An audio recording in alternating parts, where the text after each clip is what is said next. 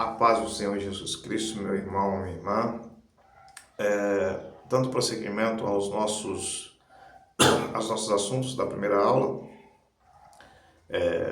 eu imaginei que fosse poucos vídeos, mas cada assunto que nós abordamos nos leva a mais um pedacinho de outro assunto e a gente não pode deixar de abordar com os irmãos para que os irmãos tenham esclarecimento e conheçam e saibam qual assunto você deve buscar. Nós falamos da inerrância e da infalibilidade da Bíblia no outro vídeo.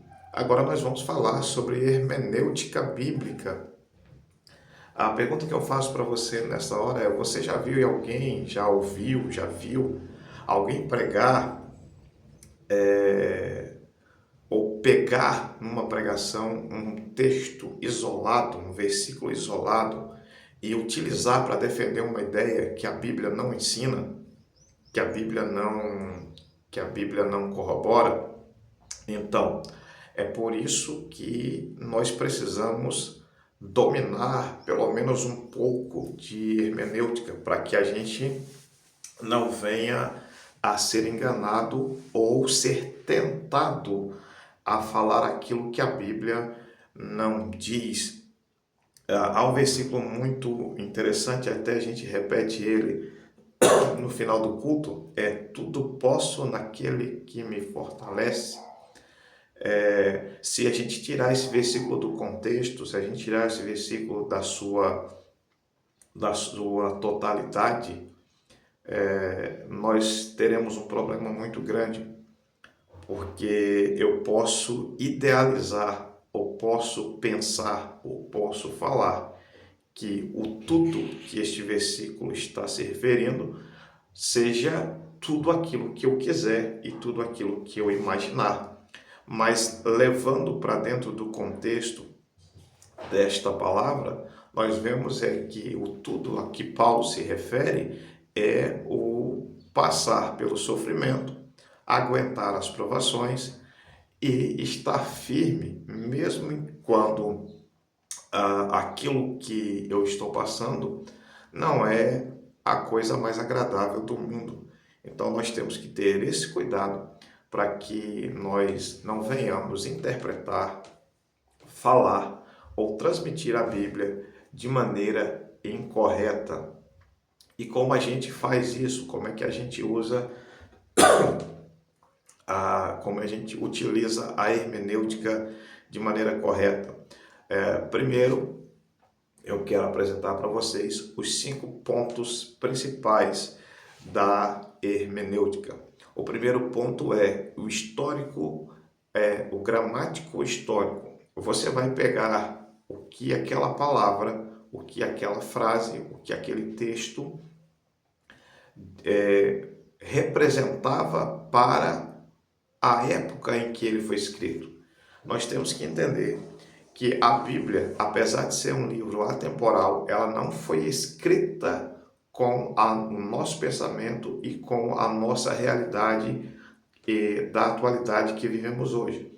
Paulo não sabia e não teria ideia do que seria pegar um ônibus lotado todos os dias. Paulo não saberia dizer o que é viajar de avião. Paulo estava se referindo, quando ele escreveu tudo posso naquele que me fortalece, se referindo aos momentos de angústia que ele passava e da realidade em que ele estava inserido. Então eu não posso pegar o versículo que Paulo escreveu e ele estava escrevendo para os filipenses, e a realidade dos filipenses era diferente da realidade em que nós vivemos. E a realidade de Paulo era diferente da realidade que nós estamos passando. Então eu não posso pegar aquele versículo e, sem entender qual era a realidade daquele povo, passar essa mensagem adiante ou aplicar essa mensagem sem ter conhecimento prévio daquilo ou para quem Paulo estava escrevendo. Por isso eu tenho que ver como é que as palavras estavam escritas, em que palavras ele usou no original e o histórico das pessoas que receberam aquela carta naquele momento. O segundo ponto é o contexto. Isso aqui é muito perigoso porque nada que a gente faça, ou nada, nenhum estudo que nós façamos na Bíblia é dado a nós o direito de retirar as coisas do contexto. Quando retiramos coisas do contexto, nós criamos um pretexto para heresias. Haja visto que nós estamos só debatendo este versículo. Tudo posso naquele que me fortalece. É um versículo pequeno, mas que retirado do seu contexto causa uma grande confusão. Por causa deste versículo, muitos crentes acham, ou muitas pessoas acham, que esse versículo está se referindo a qualquer coisa que a pessoa quiser, certo? Tem um exemplo muito legal também, do Salmo 23, para você ver como a hermenêutica é importante. Ele foi traduzido para nós como o Senhor é meu pastor e nada me faltará. Porém, quando buscamos o original e a tradução correta, as palavras se invertem. E lá está, o Senhor é meu pastor e de nada tenho falta. Percebe como a diferença de palavras, a diferença do original para a diferença do que temos hoje, traz uma diferença muito grande? Quando eu digo nada me faltará, eu estou pressupondo que tudo que eu precisar, quiser ou intentar, Deus vai me dar. Mas quando eu digo que de nada tenho falta, eu digo ou estou afirmando que aquilo que eu já tenho, aquilo que me é dado, aquilo que me é liberado pela graça de Deus, aquilo já é suficiente para eu poder viver bem na presença de Deus, ou para poder me manter na presença de Deus. Você percebe como é importante a hermenêutica? Então, contexto é importantíssimo para uma boa hermenêutica. Nunca retire um versículo do contexto. Se o contexto imediato do versículo é o capítulo, o contexto imediato do capítulo é todo o livro. O contexto imediato do livro é toda a Bíblia.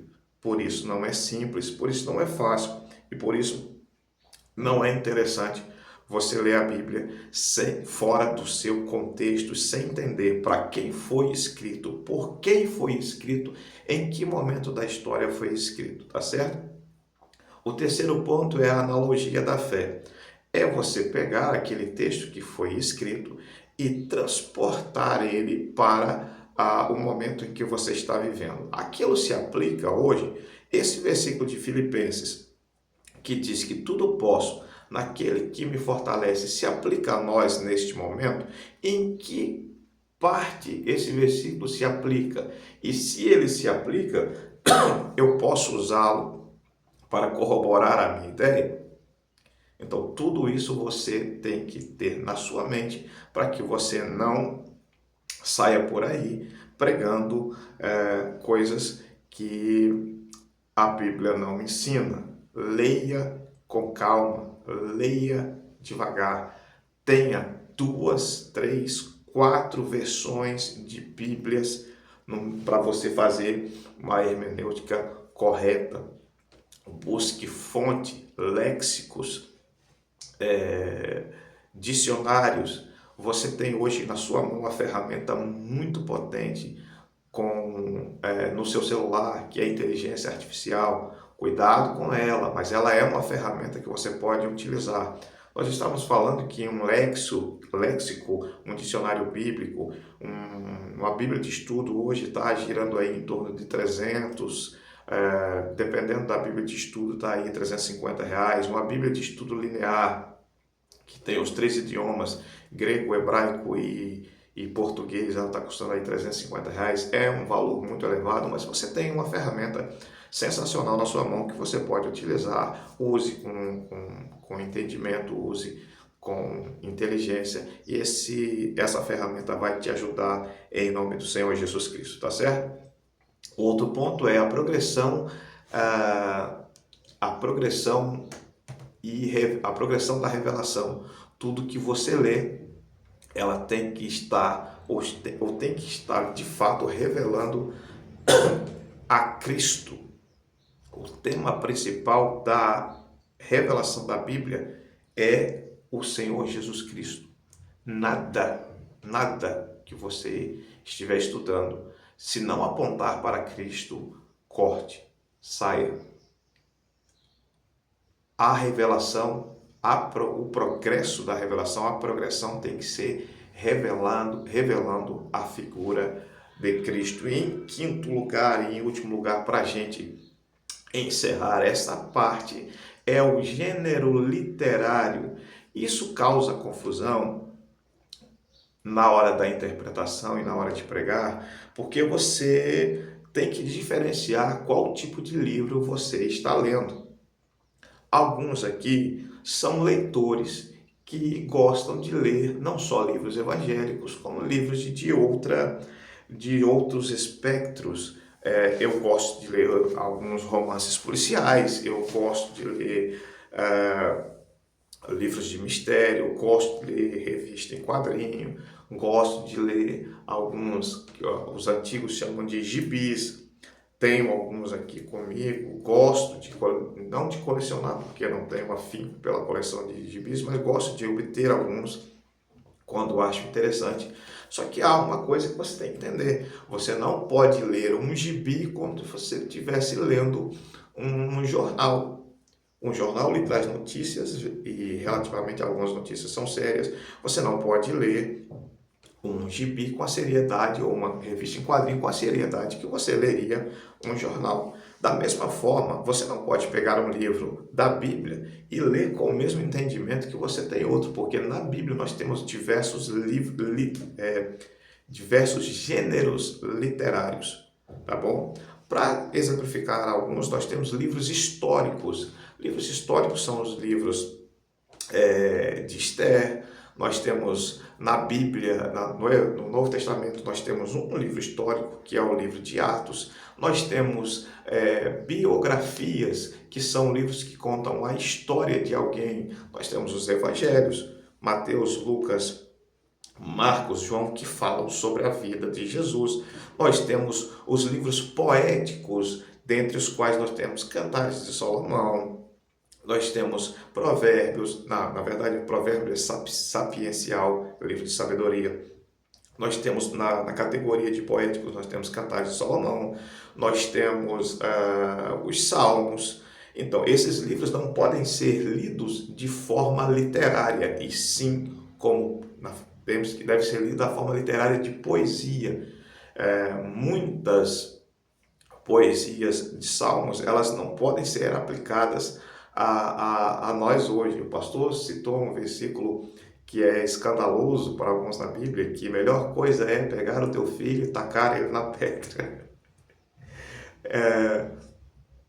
Esses são gêneros literários. O autor não quer dizer de fato que seja bom essa situação. Ele estava dando um entendimento do que seria o bom numa forma poética.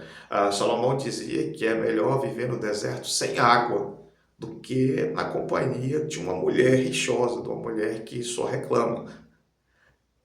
É uma forma poética de se falar as coisas. Ele também dizia que melhor é estar na casa onde há um velório do que na casa onde há uma festa. Não sei se isso seria muito agradável, mas é uma forma poética de dizer que cada um desses lugares tem um aprendizado profundo para que você aprenda. Nós temos o gênero apocalíptico. O gênero apocalíptico é o que traz revelações extraordinárias, e nós temos dois na Bíblia. Nós temos uma parte de Daniel, que a sua parte final é um livro apocalíptico, que fala das coisas finais, e nós temos, de fato, o livro das revelações, que nós conhecemos como Apocalipse de João. Muitos outros escritores também escreveram Apocalipse. ou seus apocalipses, mas não vem ao caso agora.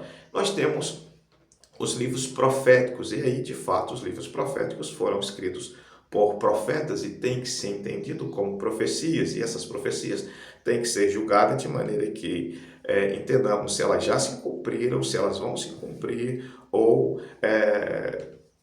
se de fato a profecia ainda está para acontecer. Então, todos esses livros são gêneros literários diferentes um do outro, que você tem que ler entendendo qual livro você está lendo, para que não possa causar confusão. Só para nós encerrarmos agora, nós temos um livro, um gênero literário muito interessante, que nós lemos todas as vezes na igreja, que é o gênero carta, epístola.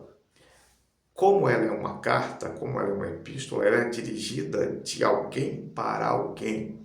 Geralmente, quando lemos as epístolas de Paulo, o autor de fato é Paulo. Na verdade, a maioria, ou Paulo não escrevia as suas epístolas porque ele tinha problemas em sua visão, mas ele tinha um amanuense, uma pessoa que escrevia para ele, ele ditava e essa pessoa escrevia. Ele endereçava a sua epístola a alguém ou a alguma igreja. Então, quando lemos as epístolas de Paulo, temos que entender para quem ele estava escrevendo as epístolas e, em segundo lugar, qual problema ele estava querendo resolver com aquela epístola. E se aquela epístola ou a aplicação daquela carta pode ser trazida para o nosso contexto em que estamos vivendo hoje, porque senão nós teremos problemas para administrar algumas coisas que ele escreveu, por exemplo, para a igreja de Coríntios, que tinha umas mulheres que andavam fazendo umas bagunças, e nós não podemos aplicar tudo que ele escreveu naquela carta às mulheres das nossas igrejas de hoje, porque tem mulheres que sim são bênção na obra de Deus e mantêm a obra de Deus funcionando para a honra e glória do nome do Senhor Jesus Cristo. Que Deus possa abençoar a sua vida em nome de Jesus, e depois nós continuamos, porque ainda tem muito assunto para a gente falar, debater, e eu espero que Deus abençoe a sua vida, te dê paciência e força para a gente continuar.